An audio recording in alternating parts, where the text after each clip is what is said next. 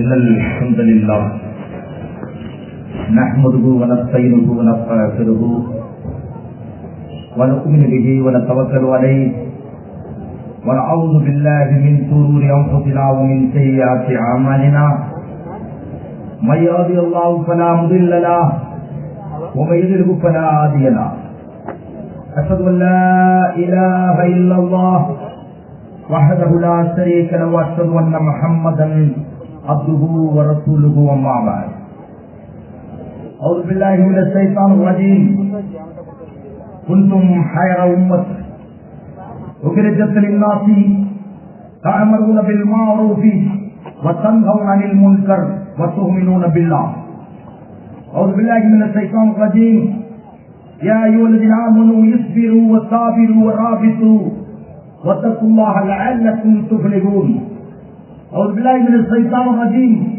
يا أيها الذين آمنوا اتقوا الله حق تقاته ولا تموتن إلا وأنتم مسلمون صدق الله العظيم.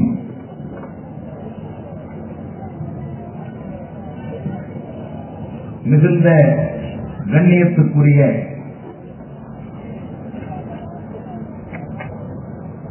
நாகை மாவட்டம் மயிலாடுதுறையிலே ஏற்பாடு செய்யப்பட்டு நடைபெற்றுக் கொண்டிருக்கின்ற பொது சிவில் சட்டத்துக்கு எதிரான இந்த கண்டன ஆர்ப்பாட்டத்தினுடைய தலைமை பொறுப்பேற்றிருக்கின்ற சபீர் அகமது ஹாஜி அவர்களே, முன்னிலை வகித்துக் கொண்டிருக்கின்ற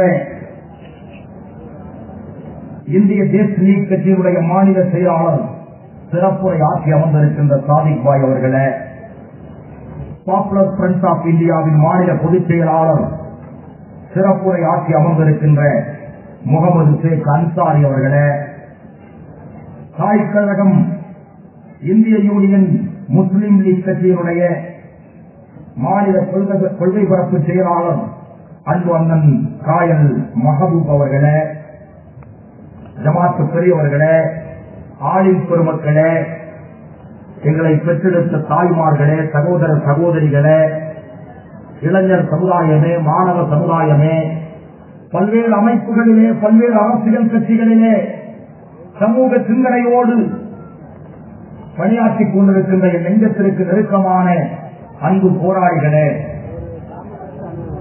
பல்வேறு மதங்களை பின்பற்றி வாழ்ந்து கொண்டிருக்கிற எங்கள் தொப்புள் கூலி உறவுகளே, காவல்துறை மற்றும் உளவுத்துறை சகோதர சகோதரிகளே, உங்கள் அத்துணை பேர் மீதும் நம்மையெல்லாம் படைத்து பரிபக்குவப்படுத்தி சர்வலோகத்தையும் ஆட்சி செய்து கொண்டிருக்கின்ற பிரபஞ்சத்தின் ஒரே சக்தி அல்லாஹ்வுடைய சாந்தியும் சமாதானமும் அனைத்து மக்கள் மீதும் நின்று நிலவட்டும் என்று பிரார்த்திக்கின்றேன். அஸ்ஸலாமு அலைக்கும் வரஹ்மத்துல்லாஹி வபரகாத்துஹு. இந்திய தேசம் ஒரு அறிவிக்கப்படாத போரை இப்பொழுது சந்தித்துக் கொண்டிருக்கிறது. இந்திய தேசத்தின் ஆட்சியாளர்கள் ஒரு அறிவிக்கப்படாத யுத்தத்தை முஸ்லிம் சமூகத்தின் மீது இப்பொழுது தொடுத்துக் கொண்டிருக்கின்றார்கள். இன்றல்ல நாளை அல்ல, நாளை மறுதினம் RSS சித்தாந்தத்தையும் கொள்கையும் இந்திய அரசியலமைப்பு சட்டங்களாக அவர்கள் மாற்றப் போகிறார்கள். அதற்கான ஒத்திகைதான் முஸ்லிம்களை நோக்கி அவர்கள் நடத்துகின்ற இந்த தாக்குதல்கள் என்பதை நீங்கள் ரத்தின சுருக்கமாக விளங்கிக் கொள்ள வேண்டும் என்று எதிர்கால என் தலைமுறையை நோக்கி இந்த வார்த்தையை நான் பதிவு செய்ய கடமைப்பட்டிருக்கிறேன். காரணம், எதிர்கால எனது தலைமுறை எங்கள் புகைப்படங்களை நோக்கி நாளை காரி உமிழக்கூடாது என்று சொன்னால் நான் சத்தியத்தை இங்கே உரைத்தாக வேண்டும்.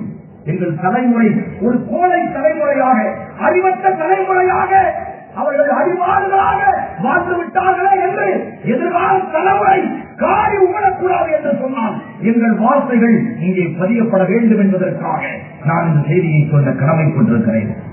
RSS இன்று நேற்று உருவாக்கப்பட்டதல்ல. 1925ஆம் ஆண்டு நாக்பூர்ல ஒரு விஜயதசமி தினத்திலே அது உருவாக்கப்பட்டது. அதனுடைய கொள்கை இந்துத்துவா. அவன் கொள்கை வருணாசிரம மனு தர்ம சாஸ்திரங்களை இந்தியாவில் ஆட்சிக்கு கொண்டு வருகின்ற ஒரு விஷயத்தை தான் அவர்கள் ஆட்சியிலே வந்து மெல்ல மெல்ல இன்றைக்கு அமுல்படுத்திக் கொண்டிருக்கின்றார்கள். அதற்கு இந்த உலகத்தில் இருக்கக்கூடிய ஒரே தலை இஸ்லாம் மட்டும்தான். அந்த இஸ்லாத்தை ஒழிப்பதற்கான யுக்தி தான் படிப்படியாக இந்த நாட்டிலே அமுல்படுத்தப்பட்டிருக்கிற செய்திகள். அதை நான் உங்களிடத்திலே தெரியப்படைய கடமைப்பட்டிருக்கிறேன். மதமாற்ற தடை சட்டம் இந்த நாட்டிலே மதமாற்றம் செய்யப்படுகிறது, கட்டாய மதமாற்றம் செய்யப்படுகிறது என்ற ஒரு கோஷத்தை அவர்கள் முன்வைத்தார்கள். அதற்கு பிறகு மாட்டிறச்சி என்ற பெயராலே ஒரு இன சுத்திகரிப்பை செய்வதற்கு அவர்கள் திட்டமிட்டு உத்தரப்பிரதேச மாநிலம் ஜாத்திரியிலே 58 வயதுடைய முதியவர் மாட்டிறச்சி வைத்திருந்தார் என்று சொல்லி குறுக்கு நெடுக்காக இந்த தேசத்தில் வெற்றி போடப்பட்டார்கள் இந்த RSS பயங்கரவாதிகளால். அதற்கு பிறகு கட்டாய மதமாற்ற தடை சட்டத்தை மீண்டும் அவர்கள் எழுப்பினார்கள்.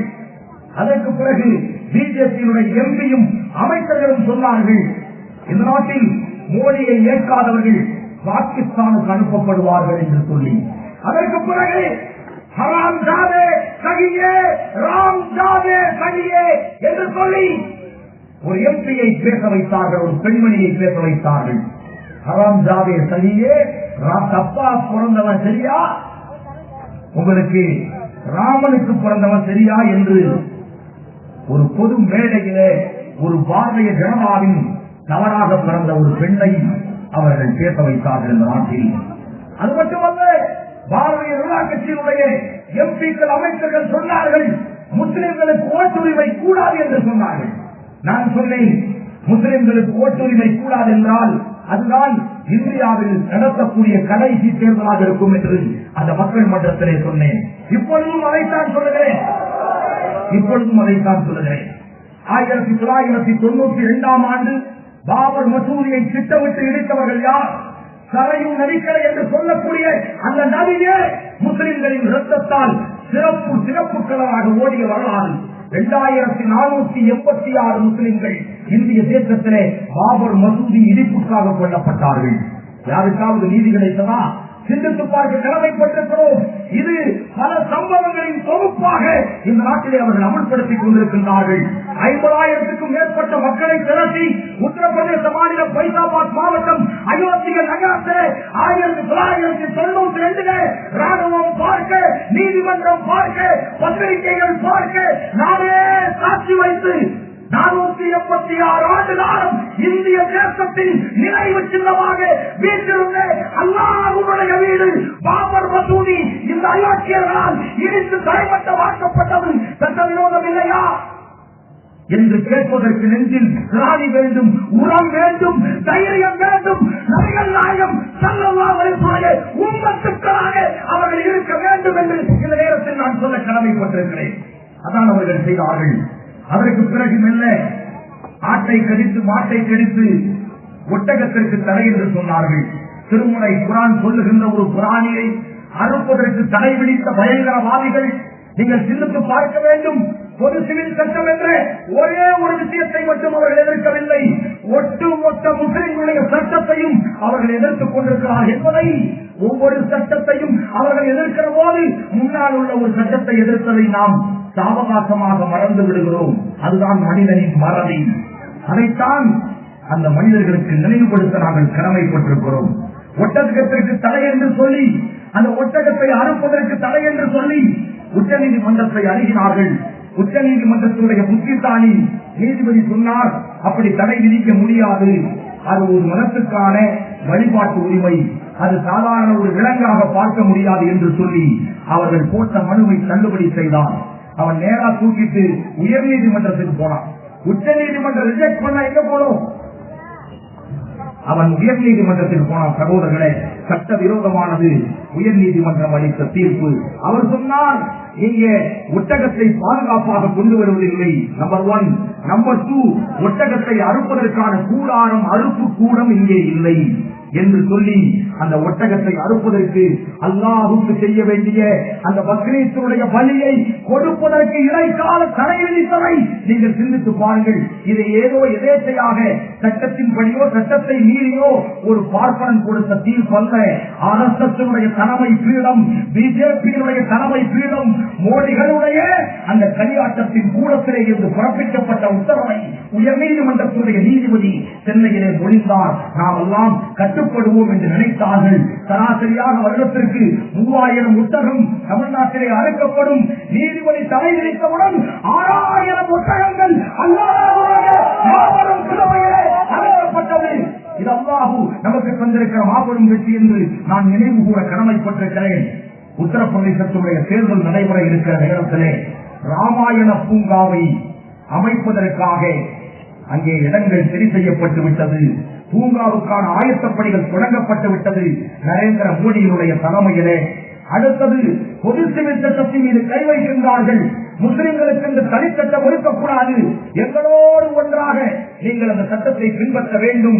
நாங்கள் எதை பின்பற்றுகிறோமோ, நாங்கள் அம்மனத்தை காட்டி கடவுளை வணங்கினால் நீங்களும் வணங்க வேண்டும், அம்மனமாக நாங்கள் ஐட்டத்தை வணங்கினால் நீங்களும் வணங்க வேண்டும் என்று சொல்லி முஸ்லிம்களை நிர்பந்திக்கக்கூடிய நிலையை இந்த நாட்டில் அவர்கள் உருவாக்கிவிட்டார்கள். கடைசியிலே பொது சிவில் சட்டத்திற்காக நாம் போராடி கொண்டிருக்கிற போது 8 அப்பாவி முஸ்லிம்களை சிமி என்கிற பெயராலே, சிமியனுடைய கால்பந்து வயசு கூட பேராத அந்த 8 பேரை அழைத்துக் கொண்டு போய் ஒரு காட்டிலே நிறுத்தி சுட்டுக் கொன்று விட்டு, எதற்காக நாங்கள் அழைத்துச் செல்லப்படுகிறோம் என்று தெரியாதவர்கள் காவல்துறையினுடைய பூட்ஸ்களை எல்லாம் கொடுத்து போட சொல்லி உங்களை அழைத்து செல்லுகிறோம் என்று சொல்லி அவர்களை சுட்டுக் கொன்று விட்டு அவர்கள் 36 அடி சுவரை எட்டி குதித்து தப்பிவிட்டார்கள் என்று ஒரு வடிகட்டிய பொய்யை ஒரு முட்டால் கூட சிரிக்கக்கூடிய நகைப்புக்கிடமான ஆதாரத்தை அவர்கள் இந்த நாட்டிலே சொல்லிக் கொண்டிருக்கின்றார்கள். என் அன்பு மக்களே, இன்னுமா நீங்கள் நம்பிக்கொண்டிருக்கிறீர்கள்? ஏதோ ஒரு சட்டத்தின் மீது கை வைத்து விட்டார்கள், நாம் கிளம்பி போராடுவோம் என்று நீங்கள் நம்பிக்கொண்டிருக்கிறீர்களா? இல்லை, நமது ஆன்மாவின் மீது, நமது இறை சட்டத்தின் மீது, அல்லாஹ்வுடைய வேதத்தின் மீது கை வைத்து சொல்லுகிறார்கள். அல்லாஹ்வுடைய சட்டத்தை மாற்று என்று சொல்லுகிறார்கள். மாற்ற முடியுமா? எங்கள் உடைமைகளை துளைப்போம், எங்கள் உயிர்களையே துளைப்போம். 26 கோடி முஸ்லிமும் இந்திய தேசத்தில் சுக்குநூறாக இறந்து போனாலும் அல்லாஹ்வுடைய வேத வரிகளில் ஒரு வரி மீது எவன் கை வைத்தாலும் தூள் தூளாக அவன் ஆக்க வேண்டும் என்பதை காட்டக்கூடிய கூட்டமாக இந்த கூட்டம் இருக்கிறதா? அல்லாஹ் உங்களுக்கு உதவி செய்வதற்கு தயாராக இருக்கிறான். என்ன காம்பர்மேஷன் மோடி இந்தியாவுடைய பிரதமர் அல்ல, அதானி அம்பானியின் ஒரு புரோக்கர் மாமாதான் இந்திய பிரதமராக இருக்கக்கூடிய மோடி. யாருக்காவது அப்டேஷன் இருக்கா? அதானி அம்பானியுடைய கைப்பாவையாக செயல்படுகின்ற ஒரு புரோக்கருடைய சட்டத்தை இந்த நாட்டில் பின்பற்ற சொன்னால் எங்கள் உடல்களில் உள்ள எந்த ரோகமும் மோடியையும் மோடியோட சட்டத்தையும் ஏற்றுக்கொள்ளாது ஏற்றுக்கொள்ளாது ஏற்றுக்கொள்ளாது என்று உணர்த்தச் சொல்வதற்கு உம்மத்தாக இருக்க வேண்டும். யாருடைய உம்மத்? நபிகள் நாயகம் ஸல்லல்லாஹு அலைஹி வஸல்லம் உம்மத். 800 ஆண்டு காலம் இந்திய தேசத்தை ஆண்ட பாரம்பரியத்தின் வாரிசுகள் நாம். இந்த நாட்டில் அஞ்சு பிழைப்பதற்காக வந்தவர்கள் நாம். ஏதோ ஒரு மெஜாரிட்டி பீப்புள் வாழக்கூடிய நாட்டில் மைனாரிட்டியாக கிடைத்ததை சாப்பிட்டுக் கொண்டு வாழ்வாதாரத்தை தேடிக்கொண்டு உண்டு வாழ்ந்து உறங்கிக்காக பிறந்த கூட்டம் அல்ல. உலக தலைமுறையை வழிநடத்துவதற்காக தலைமையேற்க வந்த கூட்டம் இந்த இஸ்லாமிய கூட்டம். அதை மோடிக்கு நீங்கள் கற்றுக் கொடுக்க வேண்டும். இந்த நூற்றாண்டில் ஆர்எஸ்எஸ்க்கு நீங்கள் கற்றுக் கொடுக்க மறுத்தால் அடுத்த நூற்றாண்டு உங்களுக்கு குரல் கொடுக்கக்கூடிய எந்த தலைவர்களும் உயிரோடு இருக்க மாட்டார்கள். இப்பொழுது குரல் கொடுத்துக் கொண்டிருக்கின்ற திராவிட முன்னேற்ற கழகத்துடைய தலைவர் இன்னும் 20 ஆண்டுகளில் உங்களுக்கு குரல் கொடுக்க முடியுமா? அவரால், அவரது மகனால், அல்லது திராவிடர் கழகத்துடைய வீரமணி அவருடைய வாரிசை கொண்டு 20 ஆண்டுகளுக்கு பிறகு உங்களுக்காக குரல் கொடுக்க முடியுமா? மனிதநேய போராளி, மனித உரிமைக்காக போராடி கொண்டிருக்கிற ஆமார் அவருக்கான வாரிஸ் உங்களுக்காக குரல் கொடுப்பதற்கு உருவாக்கி வைத்திருக்கிறார்களா? சொல்லுங்கள். இந்திய தேசத்தில் முற்போக்கு சிந்தனையாளர்கள் இன்றைக்கு முஸ்லிம்களின் தனிச்சட்டத்தின் மீது கை வைக்கும் போது நம்மோடு சகோதரர்களாக கை கொடுத்துக் கொண்டு இந்த நூற்றாண்டில் உங்களுக்காக நாடு முழுவதும் பேசிக் கொண்டிருக்கின்றார்கள். அப்படியே ஒரு 15 வருஷம் தள்ளி போங்க, அவர்களில் யாராவது மிச்சமாவார்களா? நம்முடைய வாரிசுகள் பாதிக்கப்படும் போது குரல் கொடுப்பதற்கு யாராவது உண்டா? இல்லை. முஸ்லிம்கள் தான் அருமையான தளபதிகளை, தலைவர்களை, இளைஞர்களை வழிநடத்தி உருவாக்கி வைத்திருக்கிறோமா? இல்லை. அப்படியானால் எதிர்கால தலைமுறையின் நிலை என்ன? அடுத்தது யார்? இந்த தமிழ்நாட்டிலும் இந்திய தேசத்திலும் இந்திய ஆட்சியை ஆளப்போவது யார்? சட்டம் இல்லாமல் நாம் ஏற்றுக்கொள்ள வேண்டும். RSS இந்தியாவை ஆளப்போகிறது.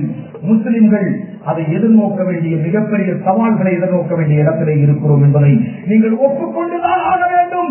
யாரை உருவாக்கி வைத்திருக்கிறோம்? பேசுவதற்கு கூட பயப்படுகிற ஈவானிலே உட்கார்ந்து கொண்டிருக்கிறோம். நாம் அல்லாஹ்வுடைய குர்ஆனை மாற்றுன்னு சொல்றா, நாம பேசுவதற்கு பயப்படுகின்ற ஒரு நிலை இந்த நாட்டிலே இருக்கிறதா இல்லையா? சொல்லுங்கள். இந்த நிலையை எப்படி நாம் சரி செய்ய போகிறோம்? யாரின் மீது கை வைத்திருக்கின்றார்கள்? அல்லாஹ்வுடைய வேதத்தின் மீது. அல்லாஹ்வுடைய சட்டத்தை குப்பையிலே போட சொல்லி இந்த அடிமாடுகளுடைய சட்டத்தை பின்பற்ற சொல்லுகிறார்கள். குழந்தை திருமணத்தை ஏற்க சொல்லுகிறார்கள். சதி என்கிற நெருப்பிலே தள்ளுகின்ற கணவன் இறந்து விட்டால் அந்த கணவனோடு எரிந்து கொண்டிருக்கிற கணவனோடு மனைவியை தள்ளி கொலை செய்கின்ற இவர்களின் சட்டத்தை இவர்கள் பின்பற்ற சொல்லுகிறார்கள். பெண்களுக்கு தீட்டு ஏற்பட்டு விட்டது என்று சொல்லி ஒரு வாரம் முழுவதும் அவர்களை வீட்டுக்குள்ளே அடைத்து வைத்து அதற்காக ஒரு அலுவலிய சட்டை கொடுத்து கேவலப்படுத்துகின்ற இந்த அல்ப புத்திக்காரர்களுடைய சட்டத்தை இந்த நாட்டில் அவர்கள் பின்பற்ற சொல்லுகிறார்கள். பெண்களின் சமத்துவம் என்னவென்று அவர்களுக்கு தெரியுமா? இஸ்லாம் கொடுத்திருக்கிற பெண் உரிமையை பற்றி 1800களிலே இந்த உலகம் வியந்தது. 1800களிலே வியந்தது இந்த உலகம். 1436 ஆண்டு காலமாக மனித உரிமை கமிஷன் என்று சொல்லக்கூடிய அந்த மனித உரிமை சட்டங்கள் அல்லாஹ்வுடைய வேத வழிகளை, நபிகள் நாயகம் ஸல்லல்லாஹு அலைஹி வஸல்லம் நற்போதனைகளை எடுத்துக்கொண்டு இந்த நாட்டில் மட்டுமல்ல உலக நாடு முழுவதும் அமுல்படுத்தப்பட்டுக் கொண்டிருப்பதை இந்த உலகம் அறிய வேண்டும் என்பதற்காக நான் பறைசாற்றிக் கொண்டிருக்கிறேன். எங்கே இருக்கிறது பெண்களுக்கு எதிரான சட்டம்? இஸ்லாத்தில் எங்கே இருக்கிறது?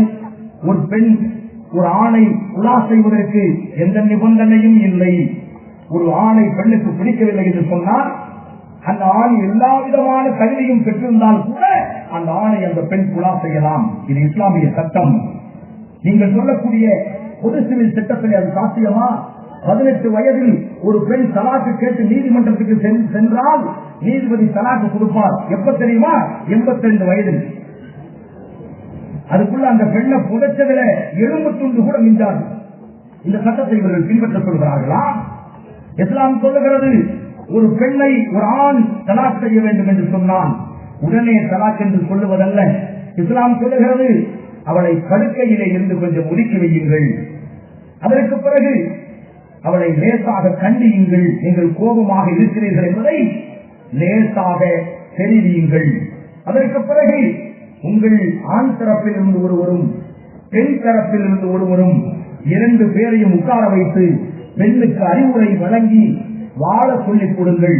அதற்கும் அவர்கள் கட்டுப்படவில்லையோ அல்லது பிடிக்கவில்லையோ ஒத்துப்போகவில்லையோ மனம் ஒப்பவில்லையோ என்று இருக்குமானால் அதற்கு பிறகு தலாக் என்ற நிலையை நீங்கள் கையிலே எடுங்கள்.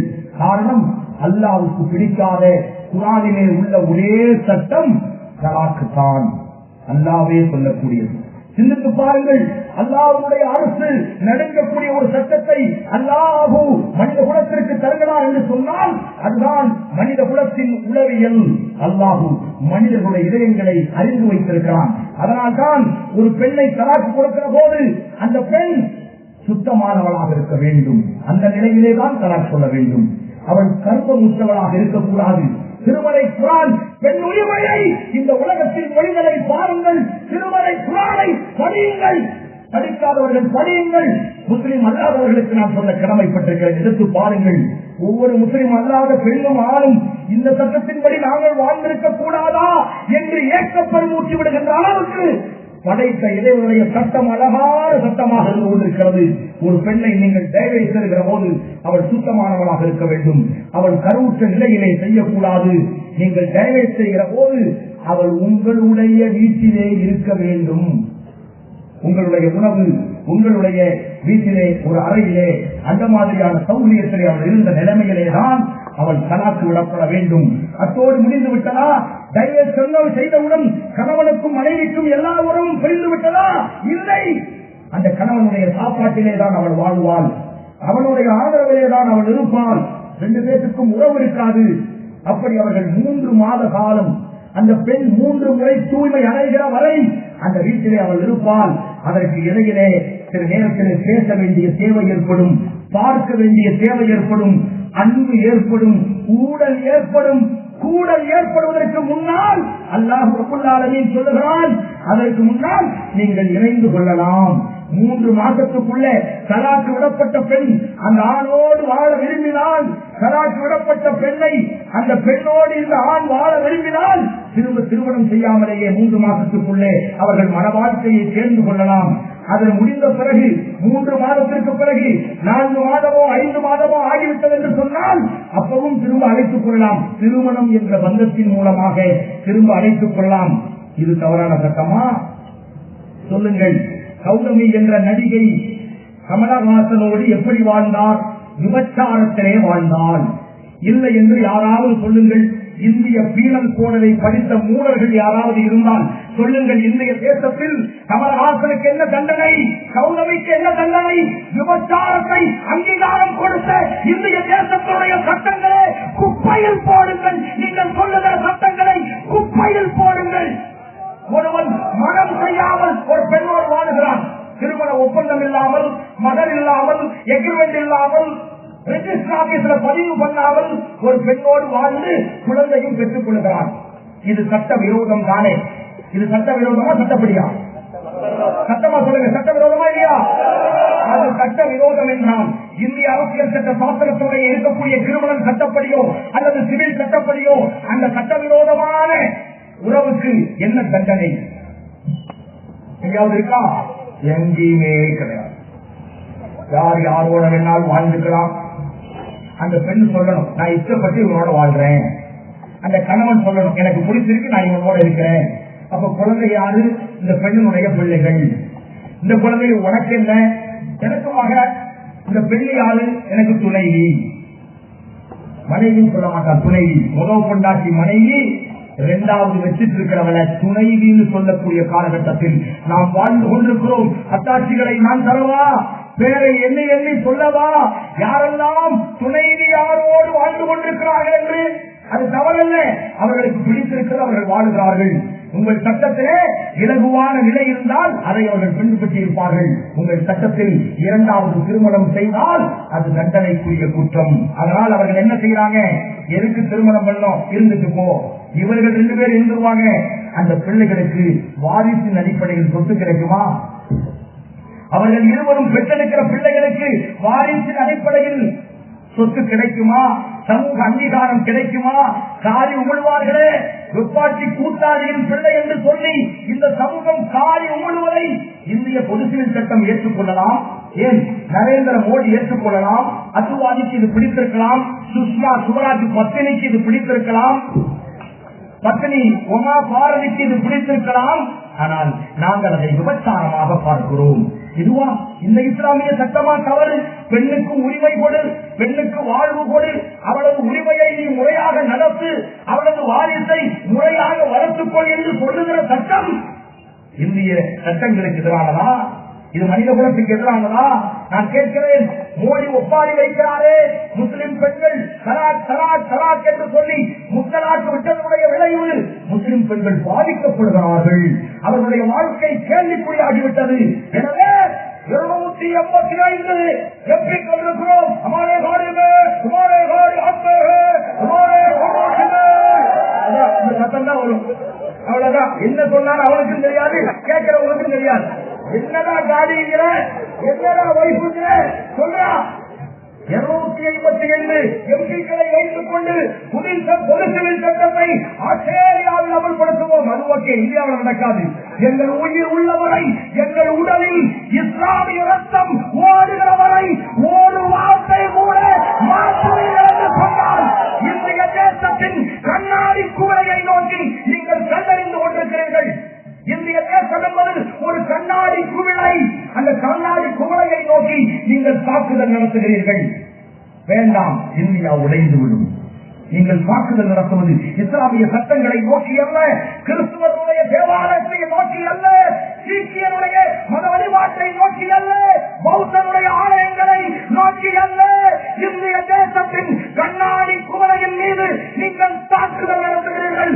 ஜாக்கிரதை மோடியே, ஜாக்கிரதை. அந்த கண்ணாடி குவளை தாக்குதல் நடத்தப்பட்டால் உடைந்து போய்விடும். புரிகிறதா? மோடிக்கு கண்ணாடி கோடையில தாக்குதல் நடத்தாதீர்கள்.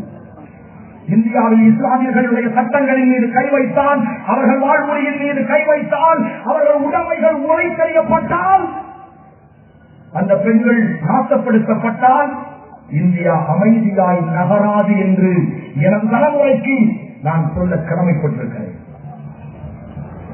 நீதிக்கண்ணீர் வெடிக்கக்கூடிய மோடி அவர்களே, 2002ஆம் ஆண்டு பிப்ரவரி மாதம் குஜராத்திலே 1486 பெண்கள் உங்கள் பாரதிய ஜனதா கட்சிக்காரர்களால், RSS பயங்கரவாதிகளால், பஜ்ரங்க தளத்தினுடைய ஆட்களால், VHP குண்டர்களால் மாறி மாறி மாறி மாறி என் சகோதரிகள் கற்பழிக்கப்பட்டார்களே, கற்பழிக்கப்பட்டார்களே. அந்த கற்பழிப்புக்கு யார் காரணம்? இதுவரை கண்டுபிடித்தீர்களா? உட்காருங்க, அது அவங்க பார்த்துக்குவாங்க. உட்காருங்க, இங்க பாருங்க, இங்க கவனிங்க. திரும்பி பார்க்கக்கூடாது, திரும்பி பார்க்கக்கூடாது உத்தரவு. இங்க மட்டும்தான் கவனிக்கணும், இங்க மட்டும்தான் கவனிக்கணும். அது காவல்துறையின் வேலை, நம்ம வேலை என்னது? எனவே 1486 முஸ்லிம் பெண்கள் பலாத்காரம் செய்து கற்பழிக்கப்பட்டார்களே குஜராத்திலே, யாருக்கெல்லாம் தண்டனை கொடுத்தீர்கள்? கற்பழிக்கப்பட்ட பெண்களுக்கு என்ன நீதி கிடைத்தது? அதில் பல்கிஸ் பானு என்று சொல்லக்கூடிய ஒரு பெண் நீதிமன்றத்துக்கு தவறு தவறு போனாலே அந்த பெண்ணை 11 பேர் கற்பழித்தார்கள். ஒரே ஒரு பல்கிஸ் பானு மட்டும்தான் நீதிமன்றத்துக்கு சென்றால், என்னுடைய தங்கச்சி, என்னுடைய உயிர் நாடி, எங்களின் சங்கமம், எங்கள் தோல், எங்களுடைய ரோமங்கள், எங்களுடைய நாடி நரம்புகளின் ஒரு பாகம் பல்கிஸ் பானு. நீதிமன்றம் தீர்ப்பு கொடுத்தது.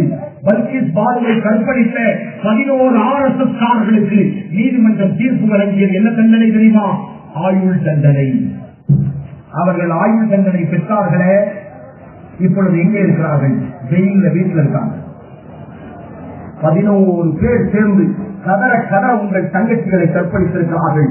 என்ன தீர்ப்பு கொடுத்தது நீதிமன்றம்?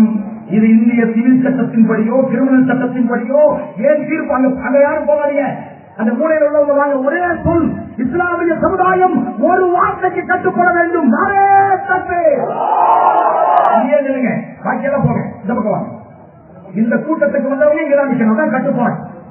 அதுதான் கட்டுப்பாடு. அப்படித்தான் நாங்கள் மக்களை வழிநடத்திக் கொண்டிருக்கிறோம். கட்டுப்பாடு. அன்புக்குரிய சகோதரர்களே, அந்த 2002 குஜராத்தில் படுகொலை செய்யப்பட்டவர்களுடைய எண்ணிக்கை 3000. உங்களுக்கு தெரியுமா? ஒரே விஷயத்தை சொல்லி நான் முடிக்கப் போகிறேன். 3000 முஸ்லிம்களை படுகொலை செய்ததற்காக யாரும் தண்டிக்கப்படவில்லை. ஆனால் நரோடா பாடியா என்ற ஊரில் 99 முஸ்லிம்களை கதற கதற துடி துடிக்க குறுக்கு நெடுக்காக வெட்டி போட்டு படுகொலை செய்து தீ வைத்து எரித்த குற்றத்திற்காக மாயா கோட்லாடி என்று சொல்லக்கூடிய ஒரு பெண் அமைச்சர், நரேந்திர மோடியினுடைய கேர்ள் ஃபிரண்ட், ஒரு பெண் அமைச்சருக்கு நீதிமன்றம் குற்றம் நிரூபிக்கப்பட்டு 99 முஸ்லிம்களை படுகொலை செய்தது இந்த பெண் தான் என்று சொல்லி நீதிமன்றத்தில் குற்றம் நிரூபிக்கப்பட்டு 28 ஆண்டுகள் மாயா கோட்லாடிக்கு தண்டனை வழங்கப்பட்டது நீதிமன்றம். அந்த மாயா கோட்லாடிய ஜெயில கொண்டு போய் வச்சாங்க. 3 மாசம் ஆச்சு. 3 மாசம் ஆச்சு. நரேந்திர மோடி பிரதமர் ஆனார். இப்ப மாயா கோட்லாடிக்கு ஜெயிலு, முஸ்லிம்களுக்கு ஜெயிலு. முஸ்லிம்களை, முஸ்லிம் பெண்களை கொன்றொழித்த காரணத்திற்காக தண்டனை கொடுக்கப்பட்டதை கூட அந்த தண்டனையை வாபஸ் பெற்றுக் கொண்ட மோடிகளே, நீங்கள் எங்கள் பெண்களுக்காக நீதி கண்ணீர் வெடிக்கிறீர்களா? நாங்கள் எந்த பெண்ணை இஸ்லாமிய சட்டப்படிதான் வாழ வேண்டும் என்று சொல்லி இருக்கிறோம்? சல்மா இஸ்லாமிய சட்டப்படி வாழ்ந்து கொண்டிருக்கிறாரா? ஜோதிகா இஸ்லாமிய சட்டப்படி வாழ்கிறாரா? குஷ்பு இஸ்லாமிய சட்டப்படி வாழுகிறாரா? நக்குமா இஸ்லாமிய சட்டப்படி வாழுகிறாரா? தஸ்லிமா நஸ்ரின் இஸ்லாமிய சட்டப்படி வாழுகிறாரா? நாங்கள் நிர்பந்திக்கிறோமா? உங்களுக்கு இஸ்லாமிய மார்க்கம் பிடிக்கவில்லை என்று சொன்னால் நீங்கள் உங்களுடைய மார்க்கத்தை பின்பற்றி இந்த நாட்டுடைய சட்டத்தை பின்பற்றி வாழ்வதற்கு நாங்கள் தடை விதிக்கிறோமா? இல்லை. யாரோ 4 பெண்கள், யாரோ 2 பெண்கள் இஸ்லாமிய சட்டத்தை குறை கூறவில்லை. இஸ்லாமிய சட்டத்தை வழங்கியவர்களை அவர்கள் குறை கூறினார்கள். அதற்காக இஸ்லாமிய சட்டத்தை எடுத்துவிட வேண்டுமா? மயிலாடுதுறையினுடைய பஸ் நிலையத்திலே இங்கே சிறுநீர் கழிக்கக்கூடாது என்று போட்டிருக்கிறது. நிறைய பேர் அங்கெல்லாம் சிறுநீர் கழிப்பான். அப்படின்னா இந்த போர்டு வேஸ்ட்னு சொல்லி போர்டு எடுத்துடலாமா? சிறுநீர் கழிக்கக்கூடாதுங்கிற போர்டு வைத்தது தவறா? சிறுநீர் கழிக்கிறவன் தவறா? போர்டு வைத்தது தவறா? சொல்லுங்கள். இஸ்லாமிய சட்டத்தை தவறாக யாராவது பின்பற்றினால் அதற்கு இஸ்லாம் காரணமா? இஸ்லாமிய சட்டம் காரணமா? அதற்கு ஒரு சட்டத்தை நீங்கள் கொண்டு வருவீர்களா? முஸ்லிம்களுக்கு மட்டும்தான் தனியார் சட்டம் இந்த நாட்டில் இருக்கா? 300 தரப்பினர்களுக்கு தனியார் சட்டம் இருக்கிறது. அம்மை நினைத்து அருந்ததி பார்த்து நெருப்பு குண்டத்தை சுற்றி வந்தால்தான் இந்து பெண்ணுக்கு திருமணம் ஏற்றுக்கொள்ளப்படும். ஒரு பிரிவினருக்கு நீதிமன்றத்திலே அவர்கள் டைவர்ஸ் கேட்டு போகிறார்கள். போகும்போது நான் இந்த பெண்ணை திருமணமே செய்யவில்லை என்று கணவன் சொல்லுவான். மனைவி சொல்லுவாள், எனக்கு 6 பிள்ளைகள் இருக்கிறது, இவருக்குத்தான் இந்த பிள்ளைகளை பெற்று நாங்கள் திருமணம் செய்தது உண்மை. நீதிபதி கேட்பார், நீ நெருப்பு குண்டத்தை சுற்றினாயா? ஆமாங்க ஐயா, நான் சுற்றினேன். நீதிபதி கேட்பார், அருந்ததி பார்த்தீங்களா? ஆமாங்க ஐயா, நாங்க அருந்ததி பார்த்தோம். அடுத்தது கேட்பார், அம்மியை மிதிச்சீங்களா? அம்மியை எவனோ எஸ்கேப் பண்ணிட்டான். நீதிபதி அவர்களே சொன்ன உடனே நீதிபதி அடுத்த வரி தீர்ப்பு எழுதுவார், உனக்கும் இந்த பெண்ணுக்கும் திருமணம் என்றது ஒன்று நடக்கவே இல்லை என்று தீர்ப்பு சொல்லுவானே, இது எந்த சட்டத்தின்படி நடந்தது? அம்மியை எஸ்கேப் பண்ணி 50 வருஷ வாழ்க்கைய கல்யாணமே இல்லைன்னு சொல்லிட்டு போற சட்டத்தை எங்களை பின்பற்ற சொல்றீங்களா? யசோதா பெண் நரேந்திர மோடி, இந்திய பிரதமர்களாக இருக்கக்கூடிய நரேந்திர மோடியுடைய மனைவி யசோதா பெண் எந்த சட்டத்தின்படி இப்பொழுது பாதிப்படைந்திருக்கிறார்? வாங்க சொல்லுங்க.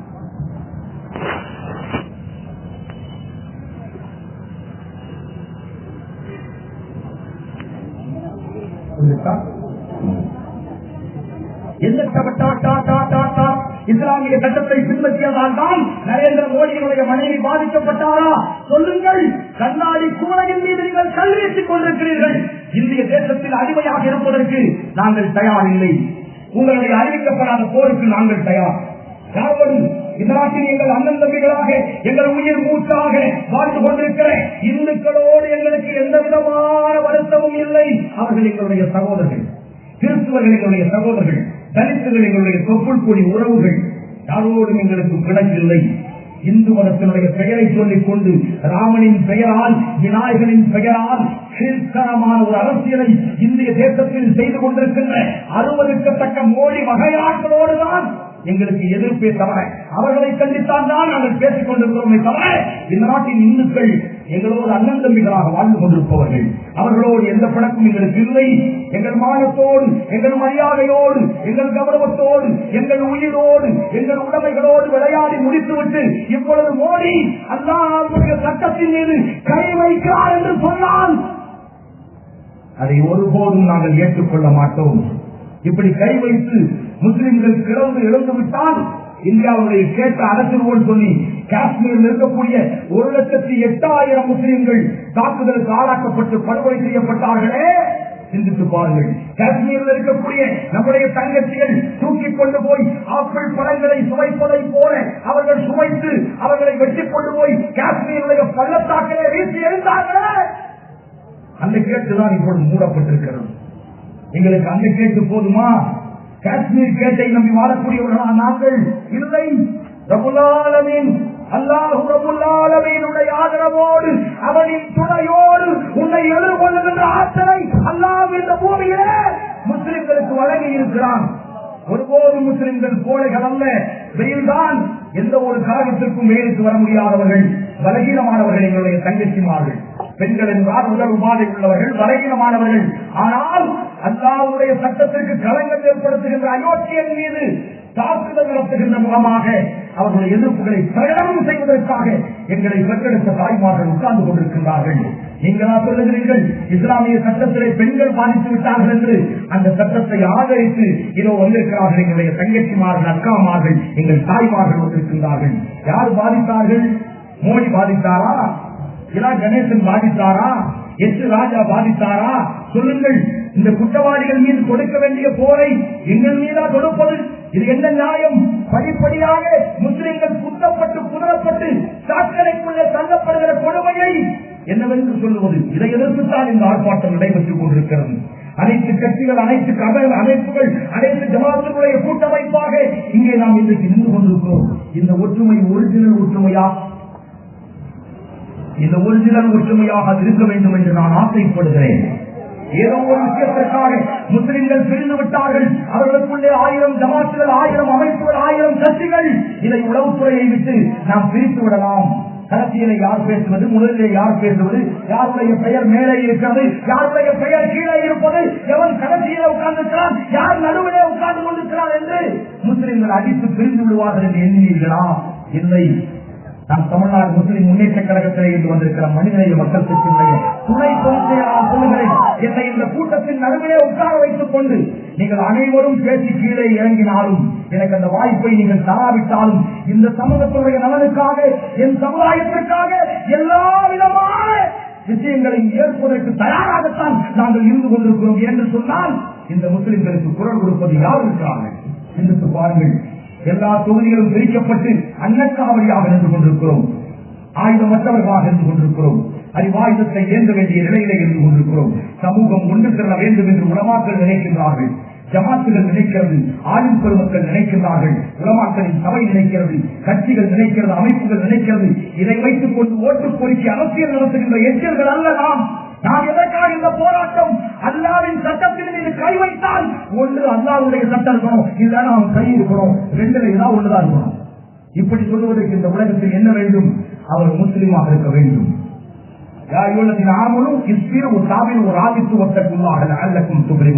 ஈமான் கொண்டவர்களே, நீங்கள் கவலைப்படாதீர்கள், நீங்கள் பயப்படாதீர்கள், நீங்கள் பொறுமையோடு எல்லாத்தையும் கடித்துக் கொள்ளுங்கள். நீங்கள் தான் இறுதி வெற்றியாளர்கள் என்று அல்லாஹ் ரப்பல் ஆலமீன் சொல்கிறான். சில சோதனைகள், சில வேதனைகள், சில சோதனைகள், சில சாதனைகளாக அவைகள் மாறும். அல்லாஹ் ரப்பல் ஆலமீன் சகிப்புத்தன்மை எதிர்பார்க்கிறான் முஸ்லிம்களிடத்திலே.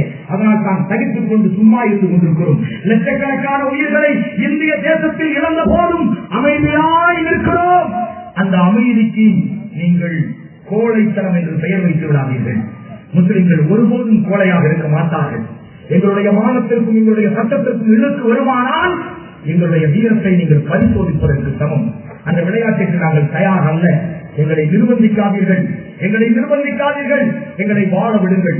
எங்கள் உரிமைகளோடு, எங்கள் சட்டங்களோடு, இந்திய அரசியலமைப்பு சட்டத்தின் பிரிவு 44 கொள்கை விளக்கமாகட்டும், அறிவுறுத்தல் விளக்கமாகட்டும், எதுவாகட்டும் 36 முதல் 51 வரை சொல்லக்கூடிய சட்டத்தின் அடிப்படையில் பிரிவு 25 அவரவர்கள் மதத்தை, அவரவர்கள் வழிபாட்டை, அவரவர்கள் கொள்கையை இந்த இந்தியாவில் பின்பற்றி வாழ்வதற்கு எந்த தடையும் இல்லை என்று இந்திய அரசியல் சட்ட சாசனம் சொல்லி இருக்கிற போது, மோடி அல்ல, மோடியை போல எத்தனை ஜாதி மூடி வந்தாலும் நாங்கள் பார்ப்பதற்கு தயாராக இருக்கிறோம். எங்கள் கவறுகள் அதை தீர்மானிக்கும் என்று சொன்னார். எங்களை அடக்கம் செய்கின்ற கவறுகள் நம்முடைய ஒற்றுமையை தீர்மானிக்கும் என்று சொன்னால், இந்த குர்ஆனை பாதுகாக்கும் என்று சொன்னால், இந்த இஸ்லாத்தை நம்முடைய கல்லறைகள் பாதுகாக்கும் என்று சொன்னால், அதற்கும் தயார் முஸ்லிம்கள் என்று சூழ்நிலைக்க கடமைப்பட்டிருக்கிறேன். 5000 வருஷம் வாழ்க்கிறோமா இந்தியாவில்? அல்லாஹ் நிர்ணயித்த படைப்பை தொடங்கிற போது மரணத்தை அவன் நிச்சயித்து விட்டான். அந்த நாளில் யாராலேயோ வெட்டுப்பட்டு அல்லது யாராலேயோ எப்படியாவது இறந்து அல்லது தானாக இறந்த அந்த உயிர் போயே தீரும். குல்லு நப்சின் தாய்க்கத்துள் மௌத்து. எனக்கும் மௌத்திற்கு, நரேந்திர மோடிக்கு மௌத்திற்கு, அத்வானிக்கு மௌத்திற்கு, அனைத்து பையனுக்கும் மௌத்திருக்கிறது என்ற மௌத்தை நினைவுபடுத்துவதாக. الذين قالوا ربنا الله ثم استقاموا تتنزل عليهم الملائكة ألا تخافوا ولا تحزنوا وابشروا بالجنة التي كنتم توعدون. யார் ஒருவர் அல்லாஹ்தான் எங்களுடைய இறைவன் என்று கூறி, அல்லாஹ்தான் எங்களுடைய இறைவன் என்று கூறி இஸ்திகாமத்தோடு, இஸ்திகாமத்துனா உறுதி, உறுதியற்ற முஸ்லிம்களுக்கு சொர்க்கத்தில் இடமில்லை, உறுதியற்ற முஸ்லிம்களுக்கு சொர்க்கத்தில் இடமில்லை, உறுதியோடு அல்லாஹ்தான் எங்களுடைய இறைவன் என்று சொல்லி எல்லா சோதனைக்கும் அவர்கள் ஆள்பட்டு யார் வாழுகிறார்களோ அவர்களின் பால் மலக்குமார்கள், வானவர்கள் இறங்கி வருவார்கள், இன்முகத்தோடு வருவார்கள். சிரித்துக் கொண்டு அந்த வானவர்கள் சொர்க்கத்தை இப்படி காமித்து விட்டு, இதோ அல்லாஹ் உங்களுக்கு வாக்களித்தது இதுதான் என்று சொல்லி சொர்க்கத்தை தருவார்களே, அந்த சொர்க்கத்துக்காக வாழக்கூடியவர்கள் முஸ்லிம்கள். இந்திய தேசத்தின் பிரதமர் நாற்காலிக்கோ ஜனாதிபதி நாற்காலிக்கோ துண்டு துக்கடா எம்பி எம்எல்ஏவுக்கோ வாழக்கூடியவர்கள் அல்ல முஸ்லிம்கள். ஜன்னத்துல் பிரதவுக்கு என்று சொர்க்கத்திற்காக வாழக்கூடியவர்கள் முஸ்லிம்கள் என்பதை பறைசாற்றக்கூடிய திராணியும் தைரியமும் இந்த உலகத்தில் ஒவ்வொரு முஸ்லிமுக்கும் இருக்க வேண்டும். அதை கேட்கிறோம். அது இல்லாத மோடியை கேடியை நான் என்னவென்று சொல்லுவது? எவ்வளவு பெரிய கிருக்கம் தெரியுமா? இந்தியாவுடைய பிரதமர் என்பதற்கு உதாரணம் ஒரு 500 ரூபாய் செல்லாது. எப்ப சொல்றாரு? முதல் நாள் ராத்திரி 8 மணிக்கு. எப்பொழுது செல்லலாம்? 12 மணிக்கு செல்லாது. இவர்தான் அறிவுத்தாள் பிரதமர், இந்தியாவுடைய உள்துறை அமைச்சர், இந்தியாவுடைய பைனான்ஸ் மினிஸ்டர் என்ற ப. சிதம்பரம் சொன்னார். போஸ்ட் ஸ்டாம்பு இருக்குல்ல, போஸ்ட் ஸ்டாம்பு, அந்த ஸ்டாம்புல பின்னாடி இருக்கக்கூடிய இடம் இருக்குல்ல, இவ்வளவுதான் இருக்கு இடம். அந்த இடத்துல எழுதுற அளவுக்கு கூட மோடிக்கு பொருளாதார அறிவு கிடையாது என்று சொன்னவர் ப. சிதம்பரம். தப்பா சொல்லியிருக்கார். அதுல பாதி அளவுக்கு கூட கிடையாது என்பது இப்ப தெரிஞ்சு. நாங்க சொன்னோம், பிஜேபிக்கு ஓட்டு போடாதீங்க. இந்து பெருமக்களே, ராமனின் பெயரால், அவன் கடவுளின் பெயரால் நாட்டாளியை பிடிக்க நினைக்கிறான், உங்களுக்கும் எனக்கும் பகைமையை ஊட்டுகிறான் என்று தேர்தல் நேரத்திலே சொன்னேன். பரவாயில்லை, 15 லட்சம் கிடைத்தால் போதும் என்று சொல்லி ஓட்டு போட்டார்கள். இப்போ இருக்கிற 1500 ரூபாயை மாற்ற முடியல. வீட்டுக்குள்ள வந்து சேர் போட்டு உட்கார்ந்துட்டான். உன் நோட்டு செல்லாது, இவன் நோட்டு செல்லாது, அவன் நோட்டு செல்லாது. யார் நோட்டு செல்லுமாமா?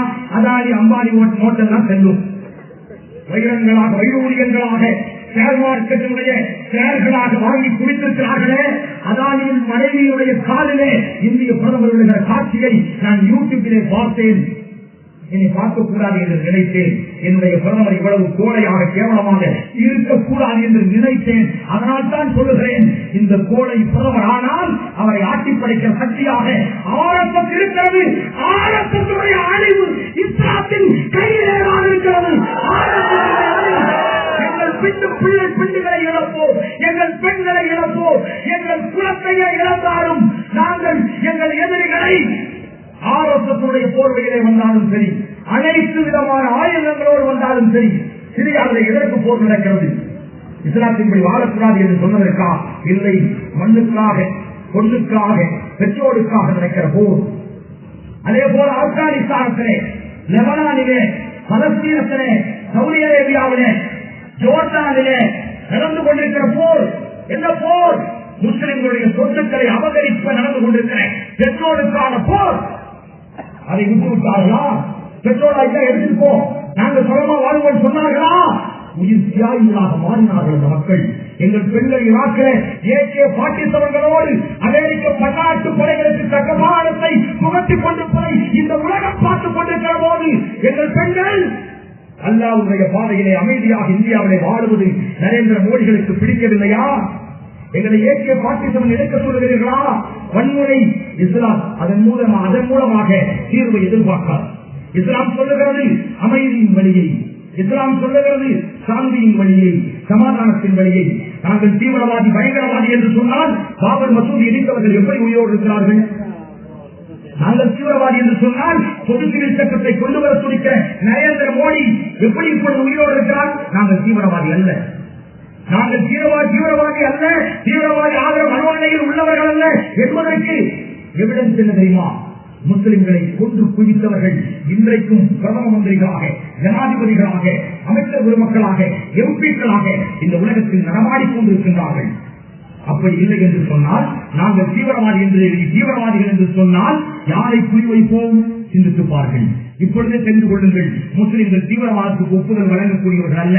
ஆனால் அங்கே எங்களை கொண்டு போய் விட்டு விடாதீர்கள். எங்களுக்கு அந்த இடம் பிடிக்காது, அந்த பஸ் ஸ்டாண்டு பிடிக்காது, அந்த ரியல் எஸ்டேட் இடம் எனக்கு பிடிக்காது, அந்த கார் எனக்கு பிடிக்காது. ஆனால் நிர்பந்தித்தால் ஒரு வேலை பிடித்தால் பிடிக்கும். அதைத்தான் நான் சொல்லுகிறேன், எங்களை நிர்பந்திக்காதீர்கள்.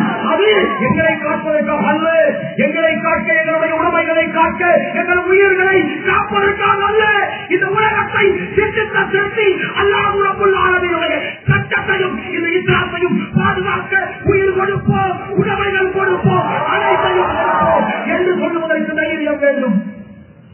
மக்கள் மன்றத்திலே சொல்லுகிறேன், எனது கருத்தாக நீங்கள் எடுத்துக் கொண்டாலும் இந்திய தேசத்துடைய உளவுத்துறைக்கு சொல்லுகிறேன், எங்கள் உயிர் உடமை எங்களுக்கு பொருட்டல்ல. ஆனால் நாங்கள் பின்பற்றி வாழுகிற இறை சட்டத்தின் மீது நீங்கள் கை வைத்தால் அது இறைவனின் மீது கை வைப்பதற்கு சமம்.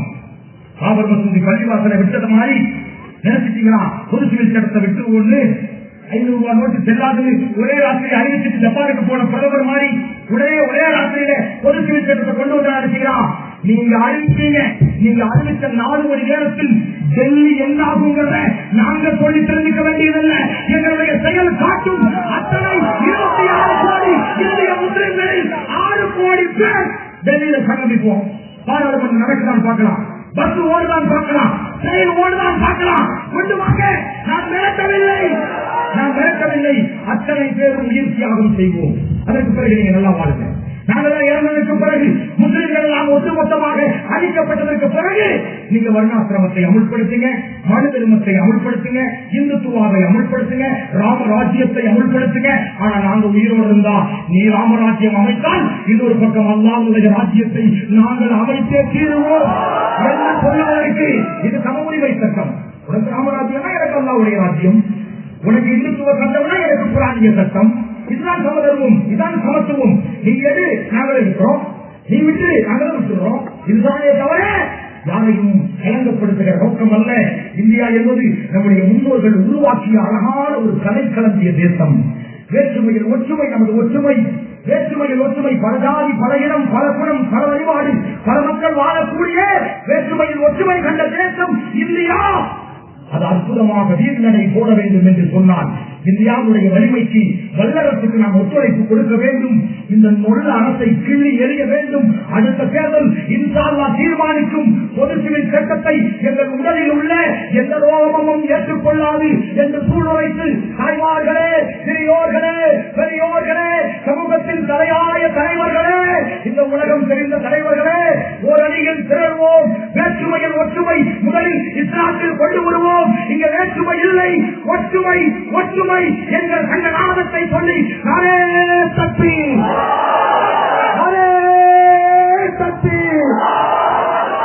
முஸ்லிம் சமுதாயத்தின் ஆர்ப்பாட்டம். ஆர்ப்பாட்டம் இது ஆர்ப்பாட்டம். முஸ்லிம் சமுதாயத்தின் ஆர்ப்பாட்டம். அதற்கு முறைக்கிறான அடலேறுகளின் ஆர்ப்பாட்டம். ஒரு சீலுக்கு எதிராக, பொது சீலுக்கு எதிராக திறந்த சமுதாய ஆர்ப்பாட்டம். அப்பன் பாட்டன் முப்பாட்டன், அப்பன் பாட்டன் முப்பாட்டன் ஆண்ட எங்கள் தேசத்தில் அடக்கி அழிக்க நினைப்பது கனவில் கூட நடக்காது. கனவில் கூட நடக்காது. இந்திய அரசியல் சட்டத்தில் எமக்கிருக்கும் உரிமையை ஆளும் அரசு பறிப்பது சட்ட விரோதம் இல்லையா? சட்ட விரோதம் இல்லையா? பொது சிவில் சட்டத்தை ஏற்க மாட்டோம், ஏற்க மாட்டோம். பொது சிவில் சட்டத்தை ஏற்க மாட்டோம், ஏற்க மாட்டோம். உயிர் உள்ளவரை ஏற்க மாட்டோம். பழைய சட்டம் என்பது படைத்த இறைவன் சட்டமே. வழிபாட்டுரிமை பறித்திடும் வஞ்சக பாசித ஆட்சியிலே, வஞ்சக பாசித ஆட்சியை அனுமதியோ, அனுமதியோ, உயிர் உள்ளவரை அனுமதியோ. இந்திய மண்ணில் அனுமதிக்க மாட்டோம். தேச மக்கள் ஒற்றுமை, நமது நாட்டின் மந்திரம், வழிபாட்டு உரிமை, தேச வளத்தின் தந்திரம். அப்பன் பாட்டன் முப்பாட்டன் வாங்கி தந்த சுதந்திரம். 6 ஆட்சியிலே, 6 ஆட்சியிலே நாட்டில் பிடித்தது சரித்திரம். நாட்டில் பிடித்தது சரித்திரம். அனுமதியோ, அனுமதியோ. ஒரு சிவில் சட்டத்தை ஒரு வாழும் அனுமதியோ. அரே தப்பி, அரே தப்பி, அரே தப்பி. அல்ஹம்துலில்லாஹி ரப்பில் ஆலமீன். அஸ்ஸலாமு அலைக்கும் வரஹ்மத்துல்லாஹி வபரகாத்துஹு.